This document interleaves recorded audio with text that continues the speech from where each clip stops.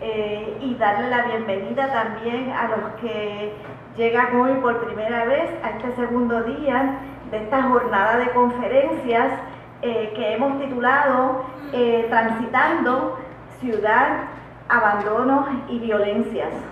Esta actividad constituye el quinto encuentro que celebramos el colectivo de profesores y profesoras que componemos el Instituto de Investigación Violencia y Complejidad, y en este caso y en este año en particular esta jornada de conferencias está siendo patrocinada por la Fundación Puertorriqueña de las Humanidades.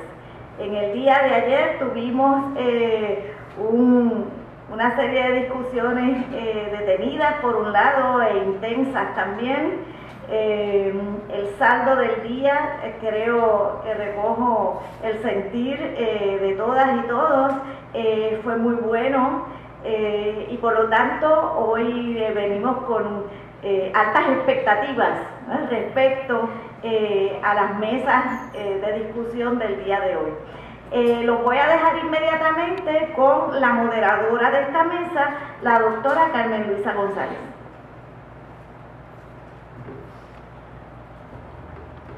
Buenos días y gracias otra vez por estar aquí.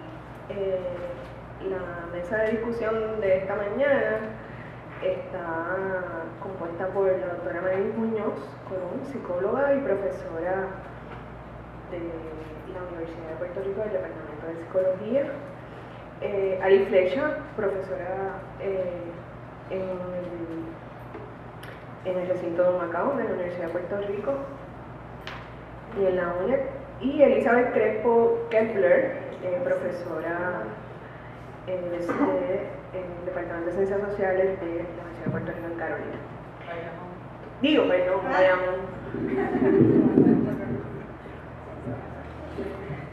Y la doctora Marisabel Quiñones, antropóloga y profesora del Departamento de Ciencias Sociales de la Facultad de Estudios Generales de la UPR Río Piedras. Pues nada, adelante. Bien. Buenos días a todos y todas y gracias por estar aquí. He titulado este trabajo Ciudad, ejes de subjetivación, exclusión y violencia. Sin pretensión de acostar la ciudad en el diván, mi intención es activar una reflexión sobre lo que constituye su biografía psíquica. Esta reflexión se produce en un tiempo en el que otros dos significantes, abandono y violencia, han sido propuestos como centrales en esta jornada de conferencia. La violencia y el abandono constituyen ejes centrales para pensar no solo el espacio amplio y visible de lo urbano, sino también sus rincones más enigmáticos, sus barrios, sus comunidades, los que, cual inconsciente de un colectivo, interrumpen su orden, irrumpen su orden y su tranquilidad aparente. Lugares recónditos de la ciudad, acontecimientos a los que irrumpe la diferencia y donde se cobija, al decir de Roberto Espósito, lo impolítico, lo diferente, lo inaprensible, que eventualmente se manifiesta en quejas, en síntomas, en malestares y voces de los que acuden a la clínica en estos tiempos de incertidumbre. Me lanzo a este esfuerzo analítico, no en pese a la advertencia planteada por Néstor Brownstein en torno a que, y cito, carecemos de una teoría no impugnable de la articulación entre los hallazgos de la clínica y las condiciones materiales de la existencia de nuestros pacientes. Esta contención de Brownstein atestigua el planteamiento del paradigma de la complejidad y del inconsciente en torno a la imposibilidad de establecer relaciones causales de uno a uno. ¿Qué queda tras el tránsito por las calles de una ciudad? ¿Desde qué ejes psíquicos esta nos interpela? ¿Cómo se expresa la violencia y el abandono propiciados por los discursos y políticas dominantes en torno a la crisis económica actual? ¿Qué asuntos se traen con mayor frecuencia a la clínica contemporánea y de qué modo estos asuntos dan cuenta del efecto de la crisis generalizada por la que también transitamos? ¿Qué síntomas, qué malestares, qué goces quedan amarrados a la propia incertidumbre social y económica? Del tránsito por el espacio de la ciudad, por sus calles, por sus rutinas, por sus imágenes, quedan las memorias, los olvidos y las represiones, en tanto expresión y cito de la inexorable ruina carcomida de toda construcción humana. En la medida en que formamos parte de una comunidad lingüística y cultural, nos producimos una memoria personal que pensamos como única y certera, obviando su propio carácter deconstruida. En Memoria y Espanto, Brownstein echa mano del texto Ciudades Invisibles, en la que Ítalo Calvino relata los viajes de Marco Polo por ciudades que no son evidentemente reconocibles. Son todas ciudades inventadas a las que le otorga nombres de mujeres. El libro consta de capítulos breves, cada uno de los cuales podría servir de punto de partida para una reflexión sobre cualquier ciudad o sobre la ciudad en general. Brownstein resalta la ciudad de Tamara en aras de dar cuenta del operar de la memoria y del carácter fantasioso de nuestras interpretaciones y percepciones de toda ciudad. Cito: cuando Marco Polo se aproxima a ella, a la ciudad de Tamara, siente que todo cuanto ve remite a la realidad de las cosas, la huella de las zarpas de la arena al tigre que pasó por ella, la nube a la posibilidad de la lluvia, el fruto al árbol que lo dio y a la semilla que en él se esconde, y de la que pronto saldrá otro árbol. Pero entra en Tamara y allí se asombra al ver que todo indica algo distinto y arbitrario, que requiere una interpretación. Las relaciones son indirectas, un tónel es señal de las tabernas, una tenaza la del dentista, el orden y la amplitud de la casa y jardines reflejan la opulencia de sus propietarios, la flacura del asno, la pobreza de su dueño, la sonrisa del niño, el amor de sus padres. Nada es como parece en la ciudad, en ella no hay nada que simbolice una sola cosa, cada detalle habrá de ser traducido, así el viajero se va sin saber a ciencia cierta cuál es la verdadera naturaleza de la ciudad. Esto es, si bien el significante ciudad podría evocar el entendido de una suerte de certeza territorial o de cualquier otro orden, esta queda siempre en nuestro psiquismo, no solo como efecto de nuestro ser social, histórico y lingüístico, sino como rastro memorioso. Como nos recordaba Sigmund Freud en su encuentro con la ciudad de Roma, oriundo de ella o forastero, inmigrante o visitante, la hagamos propia o ajena, somos presos de sus colores, que como señuelo inesperado nos asalta como agudo sentimiento de nostalgia o como feliz recuerdo de imaginadas certezas, esas que se producen en el encuentro de objetos valorados, perdidos y reencontrados. Habría que preguntarse cuáles son los rastros memoriosos singulares y colectivos a los que nos aboca la presente crisis y la ciudad. La depresión de los años 30, el recuerdo de la pobreza que se vivió y la angustia de esa vivencia como nos las contaron nuestros padres, la memoria de migraciones previas, el imaginario de la devastación de los huracanes, la memoria creciente de la corrupción, la promesa incumplida del progreso. El análisis de las dimensiones psíquicas del espacio urbano debe también incluir la reflexión del semblante de la ciudad como unidad identificable. Uno de los ejes psíquicos desde donde esta dimensión de la ciudad se va produciendo son las prácticas de identificación. Identificación es un proceso psicológico mediante el cual un sujeto asimila un aspecto, una propiedad, un atributo de otro y se transforma total o parcialmente sobre el modelo de este. La personalidad se constituye y se diferencia mediante una serie de identificaciones. Esa es la más temprana exteriorización de una ligazón con el otro. Es por la vía de la identificación que la ciudad adquiere una representación unitaria, como cuando decimos que es una ciudad alegre, o una ciudad triste, o una ciudad fría, O por ejemplo, imaginar San Juan por sus adoquines o murallas, o la particular luz del sol en la Navidad, ya que es por la vía de este mecanismo que nos unimos con el otro y lo investimos como nuestro.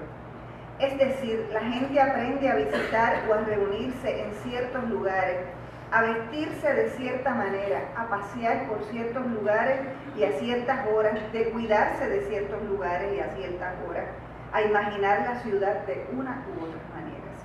La historia de la ciudad es la historia de las identificaciones y de su ambivalencia, odio, amor y rebeldía.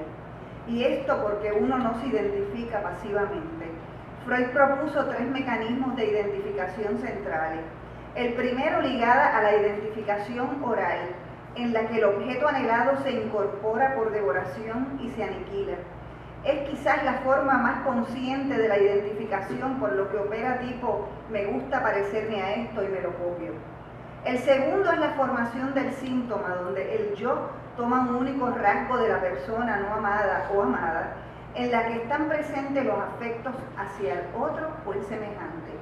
El tercer mecanismo es un imaginario en el que el grupo sufre una suerte de efecto de infección y reproduce mediante la identificación con un colectivo unas emociones, unos estilos de grupo, unas identificaciones de clase.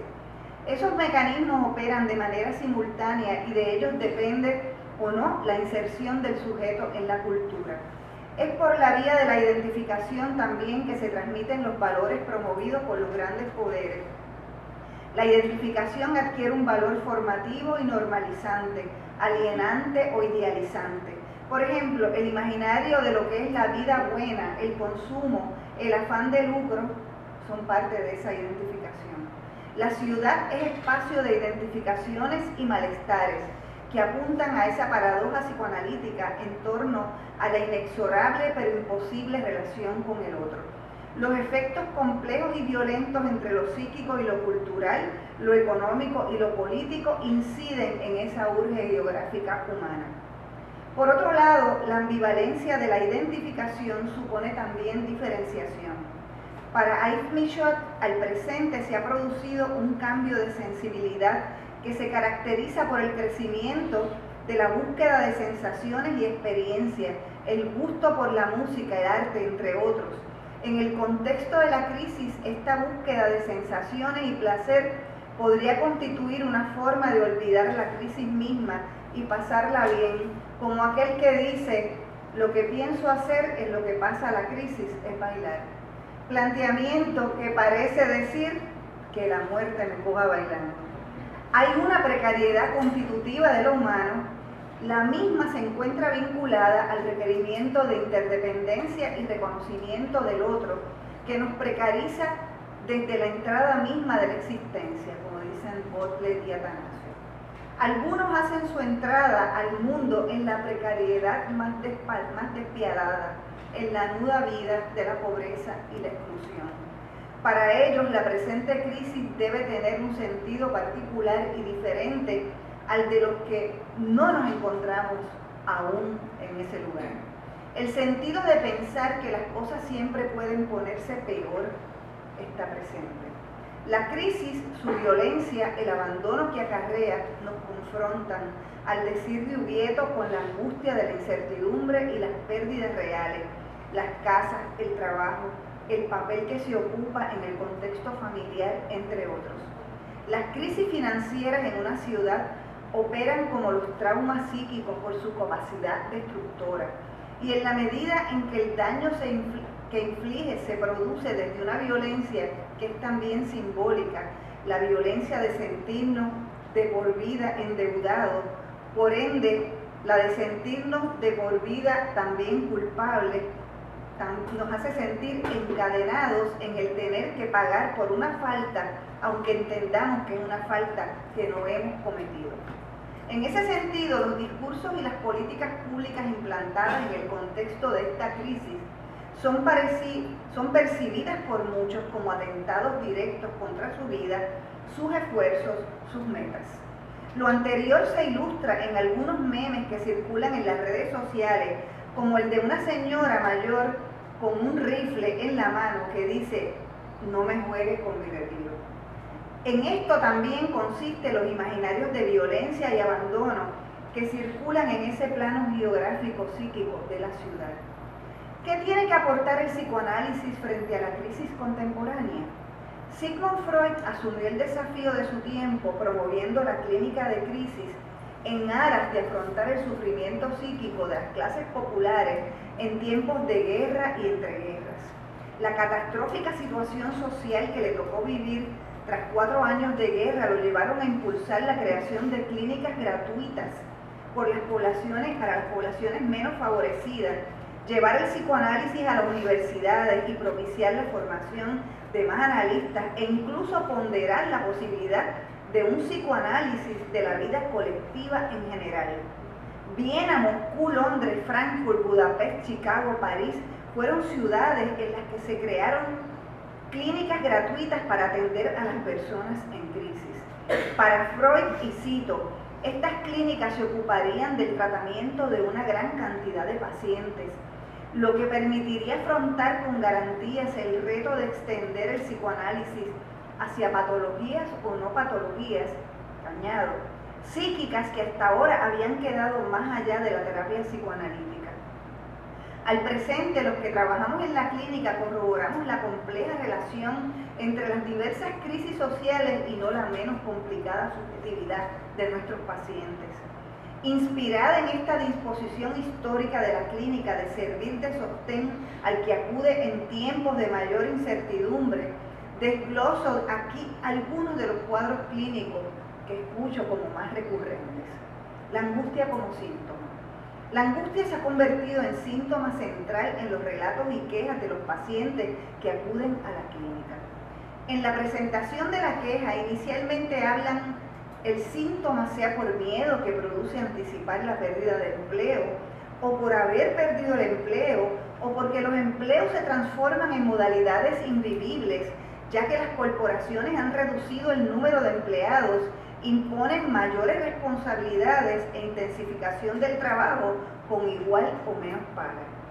Desde altos ejecutivos, profesionales, empleados en general, nos encontramos con personas que anticipan una jubilación obligada y sin planificación o la amenaza de cortes de su jubilación y las pérdidas de su hogar, sea por no tener empleo o por no poder pagar la hipoteca al banco o al dueño del alquiler.